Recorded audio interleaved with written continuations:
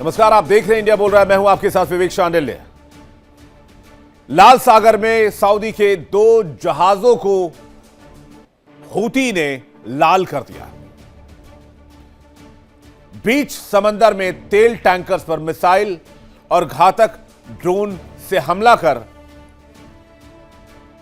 Houthi ने साफ कर दिया कि मंदब स्ट्रेट भी अब खतरे के जद में है। ईरान ने अपने उस भस्मासुर को जगा दिया है जो सीधे तौर पर ट्रंप के गुरूर को चुनौती दे रहा है। लाल सागर में हुआ यह धमाका किसी बड़े ग्लोबल महायुद्ध के बिगुल जैसा है। तो क्या ईरान का यह भस्मासुर पूरे मिडिल ईस्ट को भस्म करने के लिए तैयार है और पूरी दुनिया की इकोनॉमी को साथ में भस्म कर देगा? अमेरिका ईरान की लड़ाई में होर्मुज स्ट्रेट की पहले ही ऐसी की तैसी हो रखी है और अब मंदब स्ट्रेट पे भी हमले शुरू हो गए हैं, जिसके बारे में हमने आपको पहले ही बताया था, आगाह किया था कि एक रास्ता अगर बंद है तो दुनिया के ऊपर 20 से 25% तेल की कमी का एक बहुत बड़ा संकट चल रहा है। लेकिन क्या हो अगर एक और रास्ता बंद कर दिया जाए जो सुएज कनाल और मंदब स्ट्रेट को कनेक्ट करता हो? लाल सागर।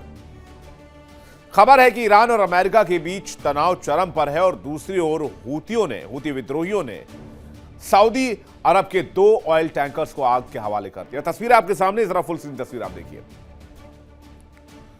यमन के हूती संगठन ने दावा किया है कि उसने रेड सी में सऊदी अरब के 2 ऑयल टैंकर इंसिलिया और लायला पर एक साथ क्रूज मिसाइल, बैलिस्टिक मिसाइल और ड्रोन से हमला किया है। طبعا هذا نسبيا مو وحده ولد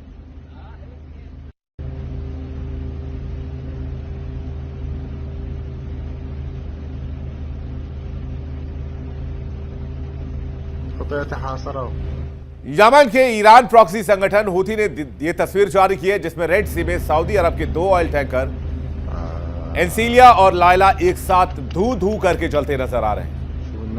हूती विद्रोहियों ने बीच समंदर में ऐसी आग लगाई कि ट्रंप का कलेजा हिल गया। अब जरा तस्वीर आप देखिए। लाल सागर में सऊदी अरब का तेल टैंकर जिसमें 5 लाख बैरल से ज्यादा ऑयल था। ईरान के प्रॉक्सी हूती के हमले में तेल टैंकर आग की लपटों में घिर गया। यह तस्वीर जो आप इस वक्त देख रहे हैं, यह टैंकर बाब अल मंदेब स्ट्रेट को पार करके यमन की नाकेबंदी को चुनौती देने की कोशिश कर रहा था, जहां इसे आग के हवाले कर दिया गया। ईरान के सपोर्ट में इस हमले को अंजाम दिया गया है और सऊदी को हूती की तरफ से जवाब दिया गया है। यानी लाल सागर में ईरान का वो भस्मासुर जाग गया है जो लाल सागर में किसी एक जहाज को टिकने नहीं देगा और ये पूरे मिडिल ईस्ट को भस्म करने पर आमादा है। डोनाल्ड ट्रंप ने धमकी दी थी कि ईरान की हर हरकत पर अमेरिका उसके पावर ग्रिड को उड़ा देगा, लेकिन हूतियों के इस नए मोर्चे ने ट्रंप के गुरूर को सीधी चुनौती दी है। तो अमेरिका क्या करेगा अगर दोनों रास्ते बंद हो गए? तो 35% तेल, गैस, नेचुरल एनर्जी साफ वर्ल्ड के इकोनॉमी से, मतलब पूरी दुनिया आर्थिक मंदी की चपेट में, और अमेरिका हाथ पर हाथ धरे इस तमाशे को देख रहा है, कुछ नहीं कर पा रहा है। बातचीत करने के लिए मेहमानों का बड़ा पैनल हमारे साथ जुड़ा है। मेजर जनरल अनुज माथुर हमारे साथ जुड़ा है, डिफेंस एक्सपर्ट है। लेफ्टिनेंट कर्नल जे सोडी हमारे साथ जुड़े हैं, डिफेंस एक्सपर्ट है। प्रदीप कपूर हमारे साथ जुड़े हैं, फॉर्मर डिप्लोमेट है, अमेरिका से लाइव है। बहुत स्वागत है सर आपका। फिरोज मीठी बोरवाला हमारे साथ जुड़े हैं, ईरान मामलों की जानकार, बहुत स्वागत है आपका। तो आखिर ये नौबत क्यों आई और अमेरिका इस मामले में कुछ क्यों नहीं कर पा रहा है? प्रदीप कपूर जी, पहला सवाल आपसे ही है कि अब मंदब स्ट्रेट में सऊदी के जहाज को निशाना बनाया गया और हूती विद्रोहियों ने साफ साफ कह दिया कि इस इलाके से भी अब कोई जहाज नहीं गुजरेगा, क्योंकि ईरान ने पहले ही कह दिया था भैया आप लोग तैयार रहिए, बारी आप लोगों की है, और सऊदी उस एरिया से अपना ज्यादातर तेल कारोबार शुरू कर रहा था। तो ऐसा है कि मामला तो बहुत गंभीर होते जा रहा है। फिर से दोबारा जो आशा थी कि जो MOU साइन हुआ है अमेरिका और जो ईरान के बीच, उसमें शायद कुछ रिलीफ मिलेगा कुछ देर के लिए, बट वो शुरू से मैं कह रहा था कि ये बहुत आर्टिफिशियल कंस्ट्रक्ट है जो MOU का। क्योंकि दोनों साइड्स में जो फासला था बहुत ही ज़्यादा था। तो जब ये फिर से युद्ध शुरू हुआ अमेरिका और ईरान के बीच दोबारा, और ट्रम्प ने कहा कि हम अब एमओयू का सपोर्ट नहीं करेंगे और फॉलो नहीं करेंगे, तो ये अब एक्सपेंशन मोड में हो गया फिर से, क्योंकि हुती ने अब सऊदी शिप्स के ऊपर जो हमला कर दिया है 2 सऊदी शिप्स पे, उसका नतीजा भी काफ़ी गंभीर होगा, क्योंकि ये बहुत ज़्यादा फैल जाएगा दूसरी तरफ भी, जहाँ पर से कुछ तेल जा रहा था सऊदी अरेबिया का, और कुछ और देश कोशिश कर रहे थे कि ऑल्टरनेट रूट्स तेल के लिए यूज़ करेंगे, ताकि फिर से तेल का निर्यात शुरू हो जाएगा काफ़ी बड़े पैमाने पे।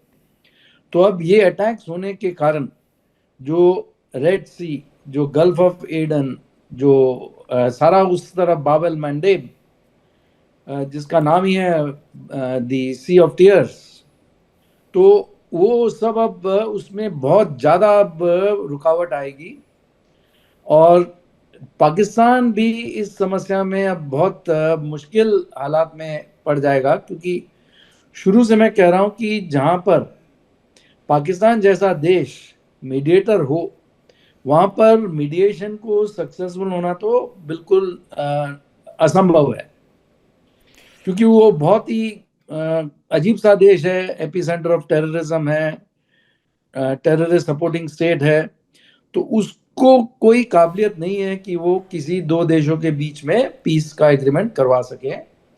तो उसने कोशिश तो की, और दोनों साइड्स को कहा कि भी आपका जो भी मैक्सिमल डिमांड्स है वो आप पेश कर दीजिए, उसको एग्रीमेंट में गोलमोल करके डाल दिया सबको, और जिस दिन से एग्रीमेंट साइन हुआ उस दिन से कंट्रोवर्सी शुरू हो गई, क्योंकि दोनों की अंडरस्टैंडिंग जो थी वो बिल्कुल डिफरेंट थी, अमेरिका की और ईरान की, एमओयू पे भी।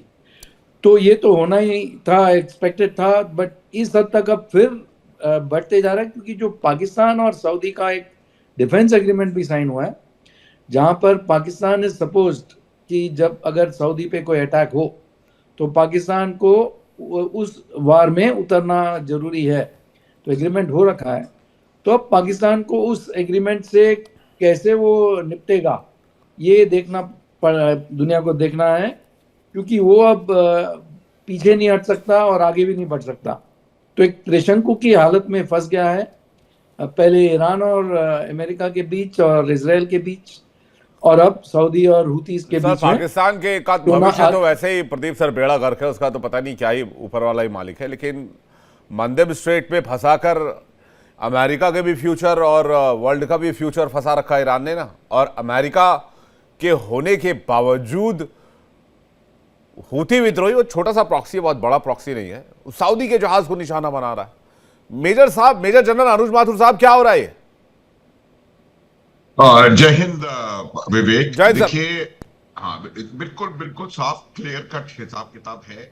ये बाबल मंदेब जो है 2024 में भी जब 2023 का हमला हुआ था इजराइल के ऊपर, उसके बाद भी हुती ने बंद करने का प्रयास किया था और काफी हद तक उन्होंने उसको बंद कर दिया था। ये बात मालूम है कि इस प्रकार के कोई भी हरकत की जा सकती है। देखिए, कोई भी इस प्रकार के चोक पॉइंट को बंद करने का जरूरी नहीं है कि आप वहां जाकर के 50 हमले करें। वहां अगर आप 4 मिसाइल कर देंगे, 2 शिप्स को टारगेट कर देंगे, तो आप देखिएगा अपने आप कोई भी शिप, क्योंकि ये जो शिप्स होते हैं, ये जो परिवहन है, ये बिल्कुल डिफेंसलेस होता है। इनके पास कोई बम, गोला बारूद, तोप, एयर डिफेंस कुछ नहीं है इनको। ऐसा तो एक बार वो दिमाग में अगर वो बिठा दिया जाएगा कि यहां से जाने में खतरा है, तो ना तो उनको इंश्योरेंस कंपनियां कहीं मिलेंगी इंश्योरेंस करती हुई, और ना ही कोई वहां से निकलने की कोशिश करेगा।